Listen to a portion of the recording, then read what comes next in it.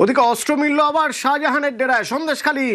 সেখান থেকে ফের একবার পুকুরে তল্লাশি চালিয়ে অস্ত্র উদ্ধার করল স্পেশাল টাস্ক ফোর্স। সন্দেশখালীর নেজাটের পুকুর থেকে অস্ত্র পাওয়া গেল।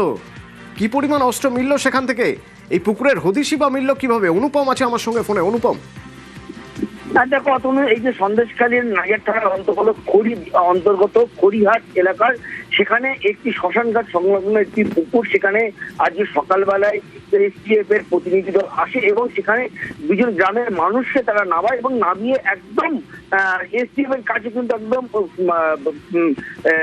পূর্ণ এই ছিল যে কোথায় কোন পুকুরে কোন জায়গাটায় এই আগ্নেয়াস্ত্রগুলো রয়েছে, ঠিক সেখানেই গ্রামের মানুষকে নামায় এবং সেখান থেকে প্রচুর আগ্নেয়াস্ত্র এবং কার্তুজ উদ্ধার করে। এবং এই যে প্রচুর কার্তুজ এবং যে আগ্নেয়াস্ত্র গুলো উদ্ধার করেছে, এগুলো এই জায়গাটা কিন্তু একদম শেখ শাহজাহানের ডেরা। কিন্তু এই যে আজকে পর্যন্ত এর আগের দিন আমরা দেখেছিলাম শেখ শাহজাহানের 4 জন ঘনিষ্ঠকে গ্রেপ্তার করেছিল এবং প্রচুর আগ্নেয়াস্ত্র এবং গুলি উদ্ধার করেছিল এসটিএফ, এবং তাদেরকে জিজ্ঞাসাবাদ করেই কিন্তু আজকে আবারও শেখ শাহজাহানের ডেরা থেকে কিন্তু এই প্রচুর বিপুল পরিমাণে আগ্নেয়াস্ত্র এবং গুলি উদ্ধার করেছে। এবং আমরা যেটা জানতে পেরেছি, এবং এই যে সন্দেশখালী জুড়ে কিন্তু এসটিএফ এর তল্লাশি কিন্তু জারি থাকবে এবং প্রচুর পরিমাণে সন্দেশখালীতে কিন্তু এখনো আগ্নেয়াস্ত্র, গুলি এবং বোমা কিন্তু মজুদ রয়েছে, যেগুলো শেখ শাহজাহান ব্যবহার করতো, শেখ শাহজাহান কাজে লাগাতো, সেই সব আগ্নেয়াস্ত্র, বোমা, গুলি কিন্তু এখনো কিন্তু উদ্ধার করবে বলেই কিন্তু আগের দিন কিন্তু এসটিএফ এর যে ডিজি তিনি কিন্তু জানিয়েছিলেন। এবং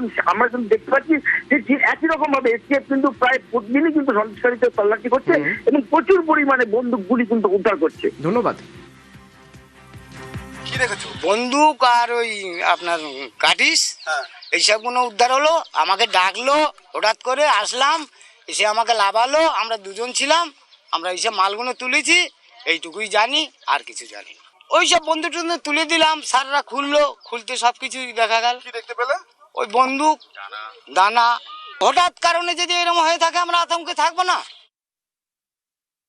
আজকের এসটিএফ যেটা উদ্ধার করেছে, প্রচুর পরিমাণে বন্দুক, পিস্তল, বন্দুকের যে সমস্ত গুলি হয়, গুলি বারুদ, এই সমস্ত পাওয়া গেছে প্রচুর পরিমাণে, হিউজ পরিমাণে। এগুলো মনে হচ্ছে বলতে আমরা যাদের দ্বারা আতঙ্কিত হই, এখানে ইটভাটায় বাড়ি মফিজুল মোল্লা, ওর ভাই হাপু, দ্বিতীয়ত হচ্ছে ওহিদ ঢালি যে প্রধান আছে বর্তমানে, এবং তার সাথে সাথে মতিউর রহমান তরফদার। এরাই হচ্ছে মূলত চক্রান্তকারী, কারণ এরা সম্পূর্ণ শাহজাহান শেখের সাকরেদ। 90% সঠিক এরাই করতে পারে।